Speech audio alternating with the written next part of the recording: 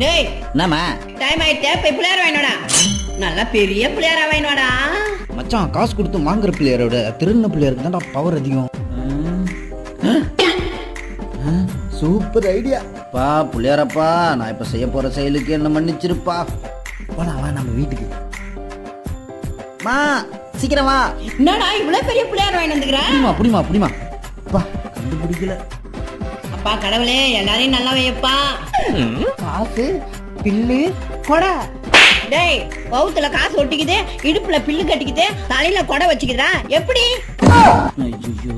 நம்ம வாங்குற ரேட்ல அவங்களே எல்லாமே அதுல இன்க்ளூடுமா. காசெல்லாம் ஒட்டிடுவாங்க. நம்ம 500 ரூபாய்க்கு வாங்கினோன்னு வச்சுக்கோங்க 10 ரூபா ஓட்டி தராங்க. 300 ரூபாய்க்கு வாங்கினால அதான் 5 ரூபா ஓட்டி கொடுத்துக்கிறாங்க. இது நம்புற மாதிரி இல்லையே.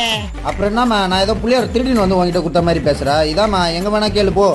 ஓஹோ அப்படியா, இது நல்ல ஐடியாவா இருக்குதே. அப்பா தப்பிச்சோம்.